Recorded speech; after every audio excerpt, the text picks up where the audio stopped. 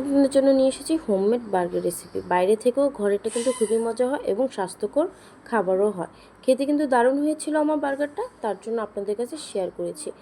আশা করি ভালো লাগবে। এখানে আমি মুরগি নিয়েছি, ম্যারিনেশনের জন্য দিয়ে দিয়েছি লবণ হাফ চামচ জিরা গুঁড়া, হাফ চামচ ধনিয়া গুঁড়া, 1 চামচ রেগুলার রান্নার গুঁড়ামরিচটা দিয়েছি, 3 table tomato sauce, 1 table soya sauce আর 1 টেবিলের মতন দিয়েছি বারবিকিউ সস ঝালটার জন্য, দিয়েছি 1 চামচের মতন আদা রসুন বাটা দিয়ে খুবই ভালোভাবে ম্যারিনেশন করে নিচ্ছি। ম্যারিনেশন করার পর এটা আমি আধা ঘন্টার জন্য রেস্টে রেখেছি।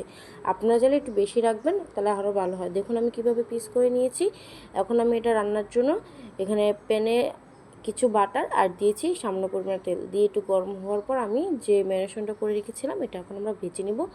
দেখুন খুবই ভালোভাবে ভেজে নিতে হবে। যে পানিটা চলে আসবে মুরগি থেকে ওটা দিয়ে আমরা মুরগিটা সিদ্ধ করে নেব, কোনো এক্সট্রা পানি দেবো না। ঢেকে দিয়েছিলাম 3 মিনিটের জন্য, ঢেকে দেওয়ার পর এতে দেখাচ্ছি আবার ঢেকে দিব। এই তো আমারটা কিন্তু হয়ে গিয়েছে, ভিতরটা কিন্তু এখনও জুসি আছে। বেশি ভাজা ভাজা করতে যাবে না, বেশি ভাজা ভাজা করলে কিন্তু মাংসটা টাইট টাইট লাগবে, ঠিক আছে। আমি খুবই জুসিভাবে এটাকে আমি ভেজে নিয়েছি। দেখুন আমার ভাজা হয়ে গিয়েছে। এখন আমি পাউরুটিগুলা আমি ছেঁকে নিচ্ছি। আপনাদের যদি ওভেন থাকে তাহলে তৈরি করে ওভেনেই গরমটা করে নিতে পারবেন। এই দেখুন আমি কিভাবে ছেঁকে নিয়েছি। আমি কিন্তু রেগুলার যে বার্গার রুটি আছে সেগুলো আমি নিয়ে মাঝখানে কেটে নিয়েছি, দিয়েছি টমেটো সস, দিয়েছি হোমমেড, আমার বাসায় সবগুলো হোমমেড সস দিয়েছি এখানে।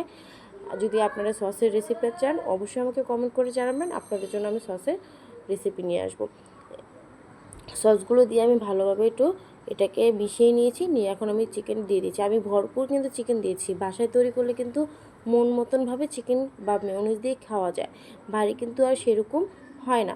দেখুন আমি মেয়োনিজ চিকেন দেওয়ার পর আমি উপরে আরেকটু টমেটো সস দিয়ে দিচ্ছি। এটা আমার বাইরে কিনা টমেটো সস ছিল।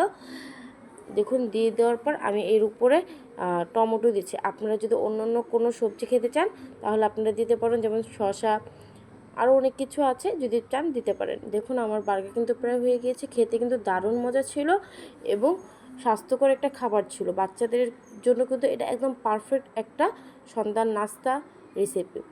শুধু বাচ্চারা না, বড়রা কিন্তু খেতে পারবে। আশা করি আমার ভিডিওটা আপনাদের ভালো লেগেছে। যদি ভালো লেগে থাকে অবশ্যই আমার পাশে থাকবেন এবং আশা করি আরও ভালো ভালো ভিডিও আপনাদেরকে আমি উপহার দিতে পারবো ইনশাল্লাহ। দেখুন কতটা ইয়ামি লাগছে দেখতে, খেতেও কিন্তু দারুণ হয়েছিল। আমার বাচ্চা কিন্তু খেয়ে খুবই মজা পেয়েছে, ঘরে বড় ছোট সবাই খেয়ে কিন্তু খুবই আনন্দ পেয়েছে। আশা করি আমার ভিডিও দেখে আপনি এটা তৈরি করলে আপনাদের বাসায় সবাই খুবই প্রশংসা করবে। আল্লাহ হাফিজ।